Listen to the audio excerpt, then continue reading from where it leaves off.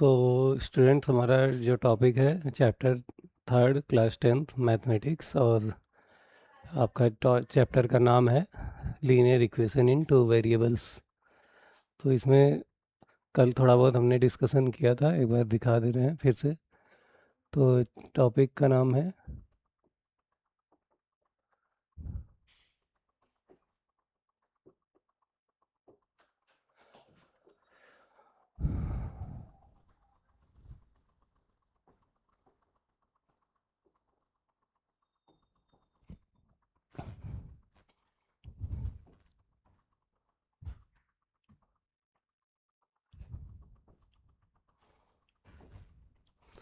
तो इसमें आप देखेंगे तो हमने बताया था कि जो स्टैंडर्ड फॉर्म होता है लीनियर इक्वेशन का, वो होता है A X plus B Y plus C is equal to zero.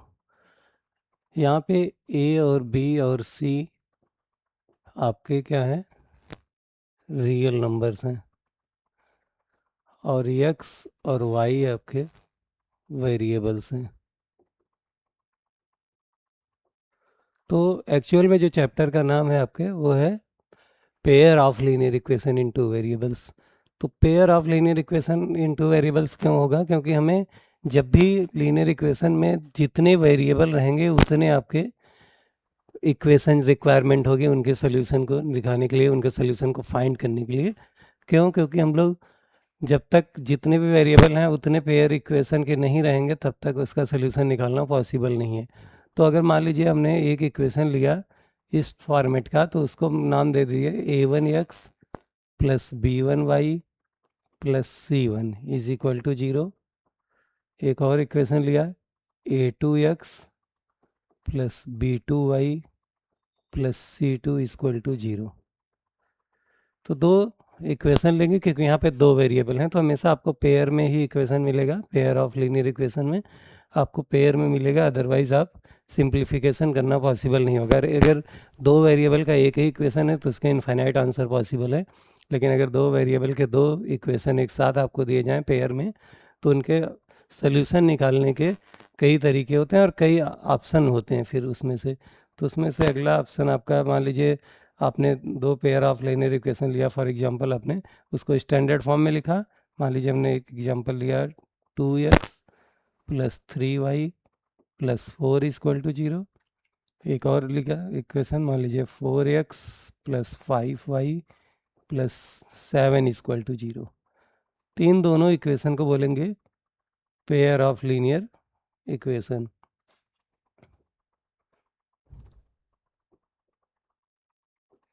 ठीक है।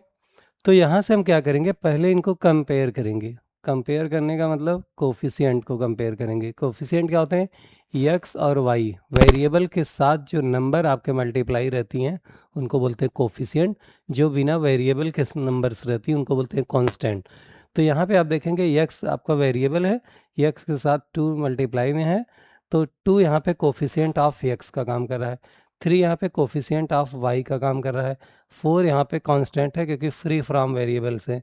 सारे नंबर्स जो वेरिएबल के साथ नहीं रहते वो कांस्टेंट कहलाते हैं, और नंबर्स जो आपके वेरिएबल के साथ मल्टीप्लाई रहते हैं कोफिशिएंट कहलाते हैं, और ऐसे नंबर्स जो वेरिएबल के पावर में रहते हैं वो इंडेक्स या एक्सपोनेंट कहलाते हैं। तो आपका लीनियर इक्वेशन है तो वेरिएबल की पावर हमेशा 1 ही मिलेगी।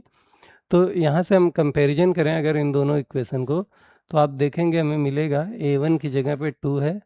a1 का मतलब है कि इक्वेशन 1 में कोफिशिएंट ऑफ x क्या है, b1 का मतलब इक्वेशन 1 में कोफिशिएंट ऑफ y क्या है, c1 का मतलब कांस्टेंट टर्म इन इक्वेशन 1 क्या है। तो यहाँ से आप कंपेयर करेंगे पहले इक्वेशन को पहले स्टैंडर्ड फॉर्म से, तो a1 की जगह आपको मिलेगा 2, b1 की जगह आपको मिलेगा 3, c1 की जगह आपको मिलेगा 4। और ऐसे ही दूसरे इक्वेशन में आते हैं तो a2 की जगह मिलेगा आपको 4, b2 की जगह मिलेगा आपको 5, और c2 की जगह मिलेगा आपको 7। ठीक है। तो इस तरीके से हम कोफिशिएंट और कांस्टेंट टर्म को पहले कंपेयर करेंगे। कंपेयर करने के बाद हम डिसाइड करेंगे तो इनका नेचर क्या होगा, किस तरह के इनके पास सोल्यूशन होंगे, तो उसके हिसाब से हम लोग चलेंगे। नेक्स्ट मान लीजिए हमने ले लिया यहाँ पे, तो जितने भी कोफिशिएंट हैं उनकी हेल्प से हम लोग डिसाइड करेंगे कि इन जो भी हमने देखा अभी इनका जो कोफिशिएंट है उनका रेशियो, पहले हम A1/A2 निकालेंगे, B1/B2 निकालेंगे, C1/C2 निकालेंगे।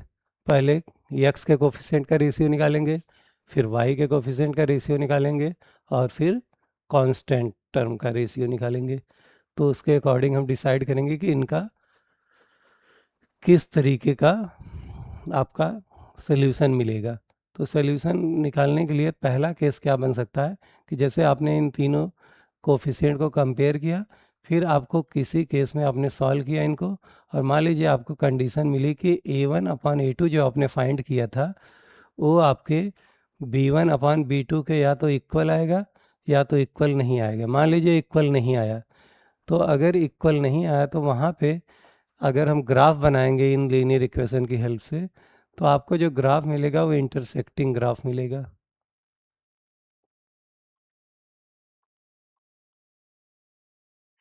और इंटरसेक्टिंग ग्राफ होने का मतलब ग्राफ जब दोनों प्लाट करेंगे दोनों इक्वेशन का, मान लीजिए इक्वेशन 1 से हमने एक लाइन बनाया, इक्वेशन 2 की हेल्प से लाइन बनाया, तो इंटरसेक्टिंग होने का मतलब किसी एक पर्टिकुलर पॉइंट पे ही ग्राफ दोनों कट करेंगे, उससे ज़्यादा नहीं उससे कम नहीं। कब? जब इनका रेशियो इक्वल नहीं आएगा पहले दो पेयर का। लेकिन मान लीजिए दूसरे केस में इनका रेशियो इक्वल आ गया,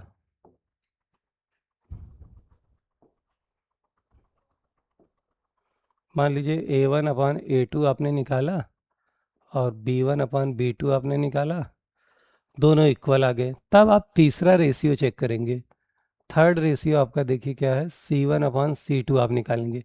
यहाँ भी दो पॉसिबिलिटी है, एक एक क्या है कि ये तीनों इक्वल हो भी सकते हैं, और दूसरा क्या है कि मान लीजिए तीसरा आपका इक्वल नहीं हुआ। पहले दोनों इक्वल नहीं हुए तब तो केस फर्स्ट पे पहुंच गए हम, लेकिन पहले दोनों पेयर अगर इक्वल हो गए रेशियो के, तब तीसरा स्टेप हम देखेंगे, तीसरा रेशियो देखेंगे क्या इक्वल आ रहा है कि नहीं आ रहा है। अगर मान लीजिए ये इक्वल आ गया,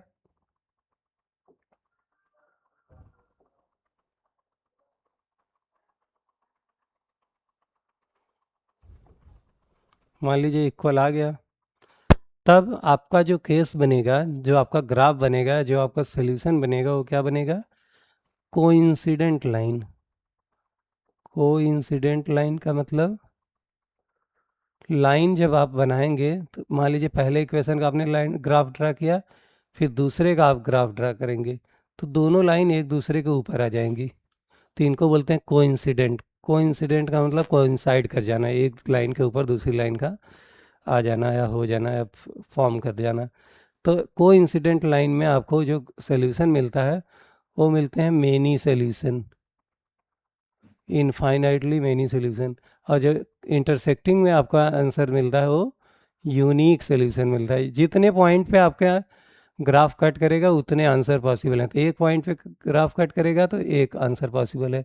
लेकिन यहाँ पे देखेंगे जब एक दूसरे के ऊपर लाइन पे ही आ गए हैं ग्राफ, तो इसका मतलब हर पॉइंट पे एक दूसरे के कॉमन पॉइंट हैं, तो जितने कॉमन पॉइंट होंगे उतने सोल्यूशन होते हैं, तो इसके पास इनफाइनाइट सोल्यूशन है, इनफाइनाइटली मेनी सोल्यूशन है। फिर तीसरा कंडीशन क्या पॉसिबल हो सकता है,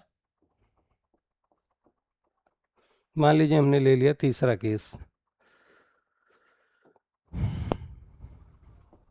तीसरा केस क्या हो सकता है, मान लीजिए पहला इक्वल आया, दूसरा भी इक्वल आया, तीसरा इक्वल आया, लेकिन किसी केस में ऐसा भी हो सकता है कि पहला रेशियो आपने निकाला और दूसरा रेशियो आपने निकाला, तीसरा रेशियो आपने निकाला, लेकिन अब तीसरा इस बार डिफरेंट आ गया, तब आप क्या करेंगे,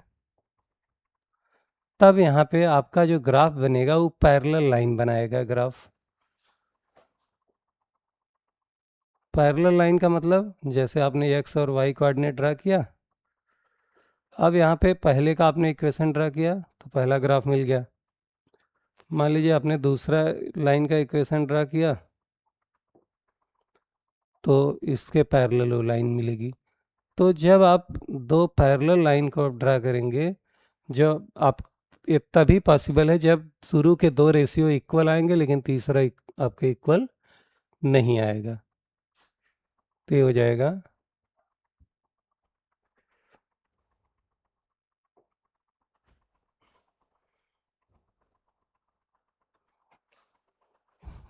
तो ये हो जाएगा आपका तीसरे केस में जो ग्राफ आपका मिलेगा वो क्या मिलेगा, A1/A2 B1/B2 not equal to C1/C2। तो इस पे आपका क्या हो जाएगा,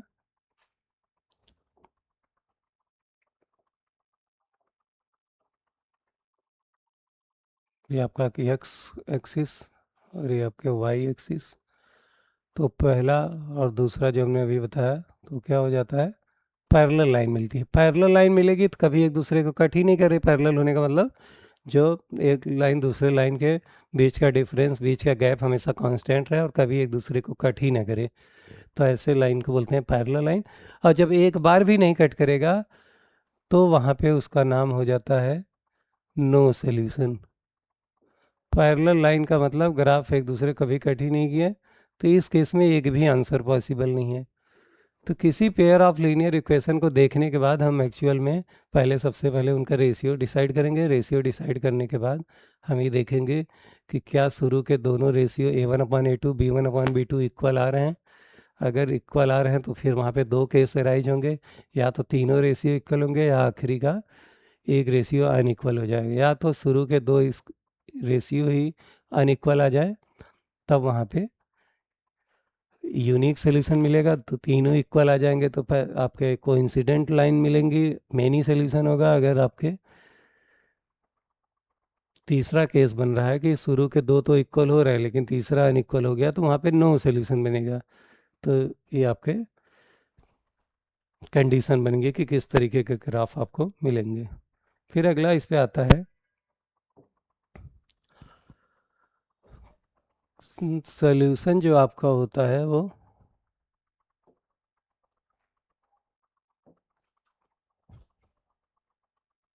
सोल्यूशन आपका जो होगा दो तरीके के होता है।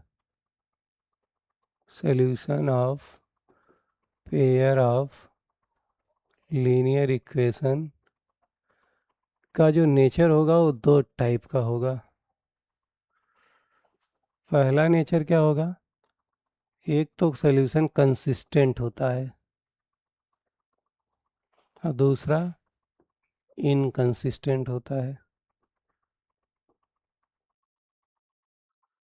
कंसिस्टेंट कब कहेंगे, जब किसी पेयर ऑफ लीनियर इक्वेशन के पास कम से कम एक सोल्यूशन हो। ज़्यादा से ज़्यादा के लिए कोई क्राइटेरिया नहीं है, लेकिन minimum if pair of linear equation have at least one solution then they are called consistent. If a pair of linear equation have no solution then they are called inconsistent. तो कम से कम एक solution having at least one solution, ऐसे pair of linear equation जिनके पास कम से कम एक solution हो उनको बोलते हैं consistent. Pair of equation having no solution, ऐसे पेयर ऑफ लीनियर इक्वेशन जिनका कोई सोल्यूशन पॉसिबल निकालना नहीं है तो उनको क्या बोलते हैं, इनकंसिस्टेंट। तो उन केसेस में से पहला जो केस था हमने अभी निकाला था कि A1/A2 not equal to B1/B2 पे क्या हो जाएगा, आपका यूनिक सोल्यूशन। और यूनिक का मतलब होता है वन। तो यूनिक सोल्यूशन होने का मतलब एक सोल्यूशन इसके पास है, तो कम से कम अगर एक सोल्यूशन है तब उसको बोलते हैं कंसिस्टेंट।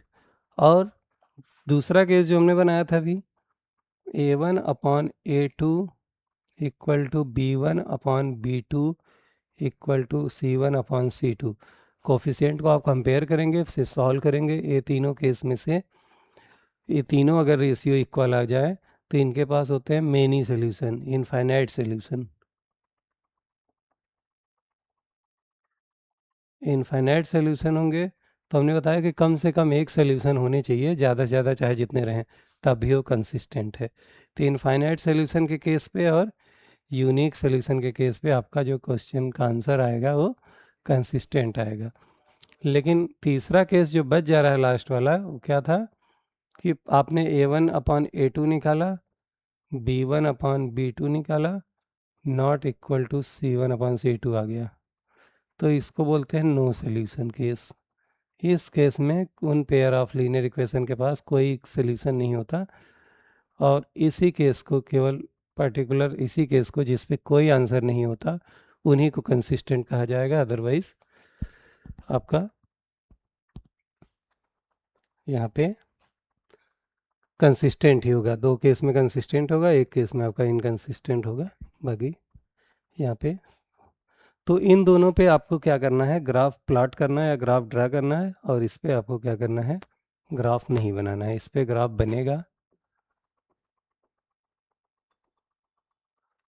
ग्राफिकल मेथड में अगर आप जाएंगे तो, और इस पे ग्राफ नहीं बनेगा।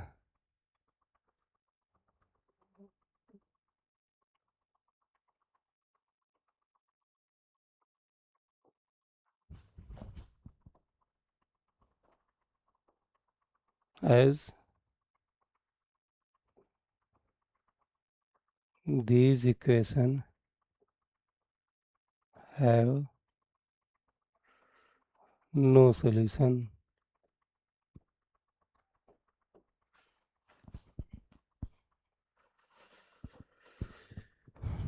ठीक है।